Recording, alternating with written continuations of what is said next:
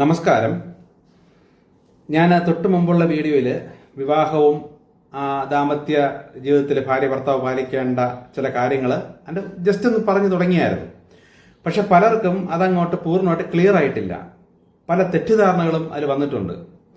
ഭർത്താവിന് ഇങ്ങനെ ഒരു ദുഷ്ടനായ ഭർത്താവിന് നമ്മൾ ജോലി ചെയ്ത് കാശത്തിന് കൊണ്ട് കൊടുക്കണോ, അങ്ങനെ അയാളുടെ കീഴിൽ എങ്ങനെ നമ്മൾക്ക് നിൽക്കാൻ കഴിയും, ഇങ്ങനെയൊക്കെ പല സംസാരങ്ങൾ ഇതിനകത്ത് ഉണ്ടായിട്ടുണ്ട്. ഒരു കാര്യം നിങ്ങൾ മനസ്സിലാക്കേണ്ടത്, ഈ കാലഘട്ടത്ത് ശരിക്കും നമുക്ക് ഈ ദൈവത്തിന്റെ നിയമങ്ങളൊന്നും ഇതേപോലെ പാലിക്കാൻ കഴിയില്ല. ദൈവത്തിന്റെ ഇഷ്ടങ്ങളും ആ പ്രകൃതിയുടെ വ്യവസ്ഥകൾ എന്താണെന്ന് പലരും ചോദിച്ചത് കൊണ്ടാണ് ശരിക്കുള്ള വ്യവസ്ഥ ഇതാണ് എന്ന് ഞാൻ പറഞ്ഞത്. എന്നിട്ട് ഞാൻ പറയുകയും ചെയ്തു, ഇതിൽ പാലിക്കാൻ പറ്റുന്നവർക്ക് പാലിക്കാം, കാരണം പാടാണ്, എല്ലാവർക്കും എല്ലാം പറ്റില്ല. ഒന്നാമത് ഇപ്പൊ പലരും പല ഫാമിലിയിലും അവർ ബന്ധിക്കപ്പെട്ട് കിടക്കുകയാണ്. ഇപ്പൊ സ്ത്രീകളാണെങ്കിലും ശരിക്കും ഭാര്യ ഭർത്താക്കന്മാരാണെങ്കിലും പല രീതിയിൽ അങ്ങോട്ടും ഇങ്ങോട്ടൊക്കെ ബന്ധനങ്ങളിലാണ്. മിക്ക ഭർത്താക്കന്മാരും അല്ലെങ്കിൽ ആൺ വർഗത്തെ എല്ലാം നെഗറ്റീവ് ശക്തികൾ വളരെ തെറ്റായ രീതിയിലാണ് ട്രാപ്പ് ചെയ്ത് വെച്ചിരിക്കുന്നത്. അപ്പൊ അങ്ങനെ വരുമ്പോൾ അങ്ങനെയുള്ളവരുടെ ഭാര്യമാർക്ക് ശരിക്കും പറഞ്ഞാൽ ഈ പറയുന്ന നിയമം പാലിക്കാൻ കഴിയേയില്ല. പക്ഷെ കുഴപ്പം എന്തെന്ന് വെച്ചാൽ, പ്രകൃതി വെച്ചിരിക്കുന്ന വ്യവസ്ഥ എവിടെ തെറ്റുമോ, എപ്പം മുതൽ തെറ്റുമോ അതിനുശേഷം അവർ പോലും അറിയാതെ ആ കുടുംബത്തിൽ നെഗറ്റീവ് ശക്തികളുടെ ശക്തി വന്നുകൊണ്ടേയിരിക്കും. പക്ഷെ നമ്മളത് തിരിച്ചറിയുന്നില്ല. ഒരുപാട് ആൾക്കാർക്ക് എൻ്റെ അടുത്ത് ചോദിക്കുന്നുണ്ട്, ഞാൻ ഒരു തെറ്റും ചെയ്തിട്ടില്ല, ഞാൻ ഒരു പാപം ചെയ്തിട്ടില്ല, ആരെയും ദ്രോഹിക്കുന്നില്ല, പക്ഷെ എൻ്റെ കുടുംബജീവിതം മൊത്തം കുളവായി, ഇത് എന്തുകൊണ്ടെന്ന് ചോദിക്കുമ്പോൾ ഇവർ ശരിക്കും ദൈവത്തെ പരാതി പറയുകയും ദൈവം എന്തോ കണ്ണുകൂടാതെ അല്ലാതെ കണ്ണിച്ചോരല്ലാതെ ദുഷ്ടപ്രവൃത്തി ചെയ്തുകൊണ്ടിരിക്കുന്നു എന്നൊക്കെയാണ് പലരുടെയും ധാരണയും പ്രാർത്ഥനയും. ഇങ്ങനെയുള്ള പ്രാർത്ഥന ഇഷ്ടംപോലെ ദൈവത്തിൻ്റെ അടുത്ത് വരുന്നെന്ന് ദൈവം എൻ്റെ അടുത്ത് പറയുന്നുണ്ട്. അപ്പൊ ദൈവത്തിന് ഇത് എന്ത് കാരണം കൊണ്ടാണ് ഇതെല്ലാം ഇങ്ങനെ ആയിപ്പോകുന്നുള്ള സത്യം ദൈവം നിങ്ങളെ അറിയിക്കുന്നതാണ്. ദൈവത്തിനത് നിങ്ങളെ അറിയിക്കണം. അപ്പൊ അതുകൊണ്ടാണ് ശരിയായിട്ടുള്ള വ്യവസ്ഥ ഇതാണ് ശരിക്കും ദൈവത്തിന്റെ നിയമം എന്ന് ഞാൻ പറയുന്നതാണ്. അത് പലരും ആവശ്യപ്പെട്ടുകൊണ്ട് ഞാൻ അങ്ങനെ പറയുന്നത്. കാരണം എനിക്കറിയാം ഇതൊക്കെ പറഞ്ഞാൽ പെട്ടെന്ന് ഒരു ഷോക്കായി പോകും. കാരണം അങ്ങനെയൊന്നും അല്ലല്ലോ നമ്മളിപ്പോൾ ജീവിക്കുന്നതും. അങ്ങനെ ആർക്ക് പെട്ടെന്ന് ഒരു മാറ്റം ചെയ്യാൻ പറ്റുകയില്ല. അതുകൊണ്ടാണ് ഞാൻ നിങ്ങളുടെ ആദ്യമേ പറഞ്ഞത്, ഇൻട്രൊഡക്ഷനായിട്ട് കുറേ കാര്യങ്ങൾ ഞാൻ പറയുമ്പോഴെല്ലാം പറഞ്ഞു, കർമ്മഫലവും അല്ലെങ്കിൽ നമ്മുടെ വിധി ദൈവത്തിന് മാറ്റാൻ പറ്റും. ഇപ്പൊ വിവാഹ ജീവിതത്തിലെ തുടക്കത്തിലേ തെറ്റി നമുക്ക് ദൈവം വെച്ചിരിക്കുന്ന ആ ആത്മസഖി അല്ല നമുക്ക് പലർക്കും കിട്ടിയിട്ടുള്ളത്. ഏതാണ്ട് 95% പേർക്കും ആത്മസഖിയെ കിട്ടിയിട്ടില്ല. അങ്ങനെ ഒരു ആത്മസഖിയെ കിട്ടിയാൽ ഇവർ രണ്ടുപേരുടെ മനസ്സും മനപ്പൊരുത്തവും ഒക്കെ ഒരേപോലെ ആയിരിക്കും. അങ്ങനെ ഒരേപോലെ ആയി കണ്ടുവരുന്ന അവരുടെ വിവാഹവും ദൈവം ഉദ്ദേശിക്കുന്ന രീതിയിൽ തന്നെ ആവണം, അങ്ങനെ തന്നെ ആയിരിക്കും. കാരണം ഒരു കച്ചവടമായിരിക്കില്ല ആ വിവാഹം. അങ്ങനെ വിവാഹം കഴിഞ്ഞ് ഒന്നിച്ച് ജീവിക്കുന്ന ആ ഭയങ്കരമായ മനപ്പൊരുത്തമുള്ള ദമ്പതിമാർ അടുത്ത പാലിക്കേണ്ട കാര്യങ്ങൾ അവർ സെപ്പറേറ്റ് ആയിട്ട് പോയി ജീവിക്കണം. പിന്നെ അവരടുത്ത് പാലിക്കേണ്ടത്, അങ്ങനെ നല്ല സ്നേഹത്തിൽ നിൽക്കുമ്പോൾ അതിൻ്റെ ഇടയിൽ നെഗറ്റീവ് ശല്യങ്ങളൊന്നും ചെയ്യാതിരിക്കാൻ വേണ്ടിയിട്ട് എന്ത് ചെയ്യണം എന്ന് വെച്ചാൽ, ഭർത്താവിൽ കീഴ്പ്പെട്ട് ഭാര്യ നിൽക്കണം. ഭർത്താവ് നല്ല കഠിനാധ്വാനിയും നല്ല കാശ് സമ്പാദിക്കുന്നവനും ഭാര്യയുടെ അഭിപ്രായങ്ങളും ഭാര്യയുടെ അത്ര കണ്ട സ്നേഹമൊക്കെ ഉള്ളവനായിരിക്കും. അങ്ങനെയുള്ള ഭർത്താവിനെ ഭാര്യ ജോലിയെല്ലാം ചെയ്യണമെന്ന് പറഞ്ഞാൽ ചെയ്ത് സഹായിക്കുകയോ ആ കാശ് കൊണ്ട് ആ ഭർത്താവിനെയോ കൊടുക്കണം. അല്ല, ഭർത്താവ് അവിടെ തലതിരിഞ്ഞ ഒരു നെഗറ്റീവ് ശക്തിയായിട്ട് ബന്ധിക്കപ്പെട്ട ഭർത്താവ് ആയിരിക്കില്ല. എന്ന് ഈ കാലഘട്ടത്തിൽ അങ്ങനെ അല്ല. ഇങ്ങനെ പോകുന്നതാണ് ദൈവത്തിന്റെ പ്ലാൻ ആയ ആ വിവാഹ ജീവിതം. ഇത് പണ്ടേക്ക് മുതലേ തെറ്റിയത് കൊണ്ടാണ് കുടുംബത്തിനകത്ത് നെഗറ്റീവ്സ് ഒരു വശത്തുകൂടി ശല്യം ചെയ്തുകൊണ്ടിരിക്കുന്നത്. ഞാൻ പല വശങ്ങളുണ്ട്, ബാക്കിയൊക്കെ ഞാൻ പിന്നെ വിശദീകരിക്കാം. ഇതിൽ ഒരു പ്രധാന സാധനമാണ് വിവാഹം കൊണ്ട് നമ്മൾ തെറ്റിപ്പോയി. അപ്പൊ തെറ്റി തലതിരിഞ്ഞ് ദൈവത്തിന്റെ പ്ലാൻ അല്ലാത്ത ഒരു ജീവിതത്തിൽ ഇടയ്ക്ക് കയറി സ്ത്രീകൾ കയറി അവർ മാത്രം നിയമം പാലിക്കുക എന്നുള്ളത് ഒരിക്കലും സാധിക്കുന്ന കാര്യമല്ല. നിയമം പറയുമ്പോൾ ഞാൻ നിയമം പറഞ്ഞു, അതിൽ പാലിക്കാൻ പറ്റുന്നവർക്കും സാഹചര്യമുള്ളവർക്കും അത് പാലിക്കാം. പക്ഷെ ഇതിലൊരു 90% സ്ത്രീകളും ശരിക്കും പറഞ്ഞാൽ അവർക്ക് കിട്ടിയത് അവർക്ക് യോഗ്യമായ അവരുടേതായ രീതിയിൽ ഇരിക്കുന്ന ഹസ്ബൻഡിനെ അല്ല. പക്ഷെ പുരുഷന്മാർക്ക് അത് വിഷയമല്ല. അവർ സ്വതന്ത്രമായ രീതിയിൽ നടക്കുന്നത് കൊണ്ടും അവർക്ക് ഈ പറയും പോലെ ചങ്കൂറ്റവും എന്ത് പറഞ്ഞാലും ഭീഷണിയും അങ്ങനെയൊക്കെ ഉള്ളൊരിതായതുകൊണ്ട് പേടിച്ച് പല സ്ത്രീകളും സഹിക്കുകയാണ്. അതെനിക്കറിയാം. പക്ഷെ എന്തുകൊണ്ടാണ് അവർക്ക് ഈ ഗതി വന്നത്? എന്തുകൊണ്ടാണ് ഈ വിധി അവർക്ക് വന്നത്? വിവാഹം തെറ്റി. എന്തുകൊണ്ട് വിവാഹം തെറ്റി? മാതാപിതാക്കൾ നേരത്തെ തെറ്റി, അവർക്ക് ഇത് അറിഞ്ഞൂടാ. അതുകൊണ്ട് അവരെങ്ങനെ തെറ്റി? അവർക്ക് മുന്നമേ തെറ്റി.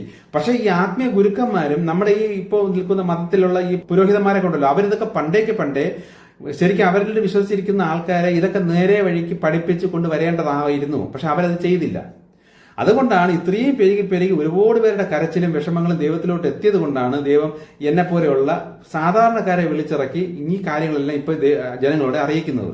മറ്റുള്ളവരെ അവിടെ ഇരിപ്പുണ്ട്, അവർക്കൊക്കെ ഇത് ചെയ്യാത്തതിന്റെ പുറത്തുള്ള ശിക്ഷ ഉടനെ അവർക്ക് വരും. പക്ഷെ അവരുടെ കീഴിലൊക്കെ അടിമപ്പെട്ട് കിടക്കുന്ന സാധാ ജനത്തെ ദൈവത്തിന് രക്ഷിക്കണം. എങ്ങനെ രക്ഷിക്കും? ഇത്രയും ആയിപ്പോയി. ഇനി ഒരൊറ്റ വഴിയേ ഉള്ളൂ. ഇത് ഈ സത്യം തിരിച്ചറിഞ്ഞ് ആ ദൈവത്തോട് ക്ഷമ പറയാൻ, അല്ലെങ്കിൽ ദൈവത്തോട് അപേക്ഷിക്കുന്നവരെ ദൈവം ഫ്രീ ആയിട്ട് അവരെ കർമ്മഫലത്തിൽ നിന്ന് മോചനം ചെയ്തു കൊടുക്കും.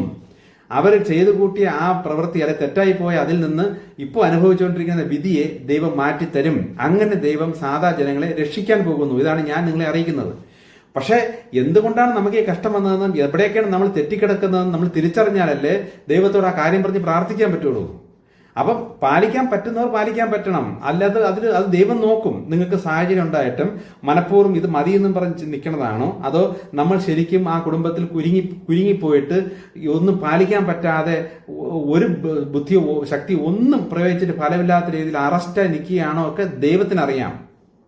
അപ്പൊ ഞാനീ പറയുന്നത് കേട്ടിട്ട് ചാടിക്കേറി തലതിരിഞ്ഞ് നിൽക്കുന്ന ഭർത്താക്കന്മാർക്ക് കൊണ്ട് ആരും കാശൊന്നും കൊടുത്തുകളയരുത്. ദൈവത്തിന്റെ നിയമപ്രകാരം ഒരു കല്യാണം എങ്ങനെയായിരിക്കണം? അപ്പൊ ഞാനിപ്പോ ഒരു ഉദാഹരണം പറഞ്ഞുതരാം. ജസ്റ്റ് ഒരു ഉദാഹരണം. ഈ മാതാപിതാക്കളെ മക്കളെ അനുസരിക്കണം. ഇതാണല്ലോ എല്ലാ മതത്തിലും പഠിപ്പിക്കുന്നത്, മാതാപിതാക്കളെ മക്കൾ അനുസരിക്കണം. ഇത് പണ്ടേ അങ്ങനെ വന്നുകൊണ്ടിരിക്കുന്ന കാര്യമാണ്. അങ്ങനെ നല്ല മാതാപിതാക്കൾ, ഭക്തിയിൽ നിൽക്കുന്നത്, ദൈവികമായി നിൽക്കുന്നതും സത്യസന്ധമായ നീതിയിൽ ജീവിക്കുന്ന മാതാപിതാക്കളൊക്കെ ഉള്ള കാലത്ത് ദൈവം മക്കൾക്ക് വേണ്ടി കൊടുത്ത നിയമമാണ് മാതാപിതാക്കളെ മക്കളെ അനുസരിക്കണം. ബൈബിളിലൊക്കെ ഉണ്ട്. പ്രധാന നിയമങ്ങളിൽപ്പെട്ടതാണ് മാതാപിതാക്കളെ മക്കൾ അനുസരിക്കണം. അപ്പൊ ഞാൻ ദൈവത്തിന് ചോദിച്ചിട്ടുണ്ട്, ദൈവം അതെങ്ങനെ അത് കറക്റ്റ് ആവും? കാര്യം മാതാപിതാക്കള് ഒരുപാട് തലതിരിഞ്ഞ് നടക്കുകയില്ലേ, അപ്പൊ അവരെ മക്കളെ അനുസരിച്ചാൽ മക്കളും തലതിരിയില്ലേ? അപ്പൊ ദൈവം പറഞ്ഞ കറക്റ്റ് അങ്ങനെ തന്നെയാണ്. വ്യഭിചാരം ചെയ്തുകൊണ്ടിരിക്കുന്ന ഒരു സ്ത്രീ, അതിലൂടെ സുഖം കണ്ടെത്തിയും കാശുണ്ടായിക്കൊണ്ടിരിക്കുന്ന ഒരു സ്ത്രീ, അവരുടെ മകള് പ്രായപൂർത്തിയായപ്പോൾ നീ എന്റെ കൂടെ വാ, ഈ തൊഴിലിന് നീ വരണം എന്ന് പറഞ്ഞാൽ ആ മകള് പോണോ?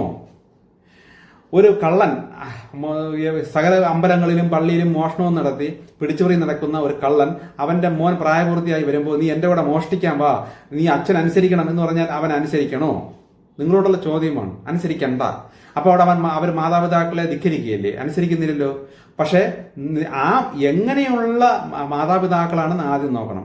അങ്ങനെയുള്ള മാതാപിതാക്കളെ അനുസരിക്കണം. അതുപോലെ തന്നെ ഞാൻ ഈ നിയമം പറയുമ്പോൾ നിങ്ങൾ തന്നെ നോക്കണം, എന്റെ ഭർത്താവ് എങ്ങനെയാണ്, ഈ നിയമത്തിൽപ്പെട്ട ഒരാളാണോ, ആത്മബന്ധമുള്ള ഒരാളാണോ?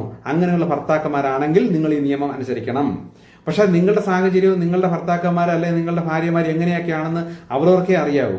പക്ഷെ നമ്മൾ പെട്ടുപോയി, നമുക്ക് രക്ഷയില്ല, നമുക്ക് വേറെ വഴിയില്ലെങ്കിൽ നിങ്ങൾ ദൈവത്തോട് പ്രാർത്ഥിക്കുമ്പോൾ നിങ്ങളുടെ വിവാഹം മുതലേ നിങ്ങൾ എവിടെ തെറ്റിപ്പോയി, ആ തെറ്റിയതിന്റെ ഫലമാണല്ലോ ഇപ്പോഴിങ്ങനെ അനുഭവിച്ചുകൊണ്ടിരിക്കുന്നത്.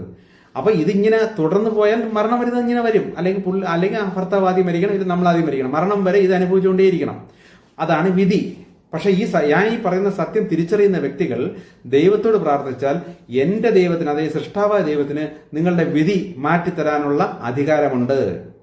ഇതൊക്കെ അറിയിക്കുക. അതുകൊണ്ടാണ് ഞാൻ ആദ്യമേ കുറെ മെസ്സേജുകൾ ഞാൻ ഇത് പറഞ്ഞത്. ദൈവം ആരാണ്, ദൈവത്തിന് എന്തൊക്കെ ശക്തിയുണ്ട്, എന്തൊക്കെ ചെയ്യും. അതുകൊണ്ട് അന്ന് പറഞ്ഞതിന് ശേഷമാണ് എവിടെയൊക്കെ നമ്മൾ തെറ്റിപ്പോയി എന്നുള്ള നിയമങ്ങൾ ഞാൻ പറഞ്ഞു തുടങ്ങിയത്. പാലിക്കേണ്ടവൻ അല്ലെ പാലിക്കാൻ പറ്റുന്നവർ പാലിക്കണം. സാഹചര്യം കൊണ്ട് ഒരു രക്ഷയില്ല എന്നുള്ളത് എനിക്കറിയില്ലല്ലോ. പക്ഷെ അറിയാന്നുള്ളവർ ദൈവത്തോട് പറയണം. അപ്പൊ ദൈവത്തോട് എങ്ങനെ പറയും? അതാണ് ഞാൻ നേരത്തെ നിങ്ങളോട് എന്റെ ദൈവത്തോട് അല്ലെങ്കിൽ ആ സൃഷ്ടാവ ദൈവത്തോട് പ്രാർത്ഥിക്കേണ്ടത് എങ്ങനെയെന്ന് ആദ്യമേ പറഞ്ഞു തന്നത്. എങ്ങനെയാണോ ആ പ്രാർത്ഥന പറഞ്ഞത് അതേപോലെ മനസ്സിൽ വെച്ച് നിങ്ങൾ തന്നെ ദൈവത്തോട് പറയണം, എന്റെ വിവാഹം അല്ലെ എന്റെ ഭർത്താവ് ഇങ്ങനെ ഒരാളായി പോയി, എനിക്ക് ഇത്രയും നാൾ ഞാൻ കഷ്ടം അനുഭവിച്ചു, ഇനി എനിക്ക് കഷ്ടം അനുഭവിക്കാൻ വയ്യ, ഈ വിധിയിൽ നിന്നും എന്നെ മാറ്റിത്തരണമേ. പ്രാർത്ഥിച്ചാൽ ദൈവം അത് ചെയ്തു തരും. ഇതാണ് ശരിക്കുള്ള കാര്യം. പക്ഷെ ജസ്റ്റ് ഞാൻ പറഞ്ഞു തുടങ്ങിയപ്പോൾ തന്നെ പലർക്കും അവിടെ തെറ്റിദ്ധാരണകൾ വന്നു തുടങ്ങി. ബാക്കി നിങ്ങൾ എന്റെ മെസ്സേജുകൾ ഇനി ഒരുപാടുണ്ട്, ഓരോരോ തെറ്റുകളും ഓരോരോ പ്രശ്നങ്ങൾ. അപ്പൊ ഇതൊക്കെ മനസ്സിലാക്കിയിട്ട് നിങ്ങൾ ഫസ്റ്റ് നിങ്ങളുടെ രീതി നോക്കണം. അപ്പൊ നിങ്ങൾക്ക് ഞാൻ ഈ പറയുമ്പോൾ നിങ്ങൾക്ക് മനസ്സിലാവും, അപ്പൊ ഇതാണ് എന്റെ ഫാൾട്ട്, അപ്പൊ ഇതാണ് എന്റെ തെറ്റ്. തിരുത്താൻ പറ്റുന്നവർ തിരുത്തണം. അല്ലാതെ ഉള്ള നിങ്ങൾ ദൈവത്തോട് പറയാ, എനിക്ക് എന്റെ സാഹചര്യം ഇങ്ങനെയാണ്, ഇതിൽ നിന്ന് രക്ഷിക്കണമേ, എന്റെ വിധി മാറ്റിത്തരണം, എനിക്ക് ഈ കർമ്മത്തിന്റെ ഫലം ഇങ്ങനെ എനിക്ക് അനുഭവിക്കാൻ വയ്യെന്ന് ദൈവത്തോട് പറഞ്ഞാൽ ദൈവം അത് മാറ്റിത്തരും. ഇതാണ് ഞാൻ പറയുന്നത്. ഓക്കെ, ഇനി അടുത്ത മെസ്സേജ് ഞാൻ അടുത്തിൽ പറയാം.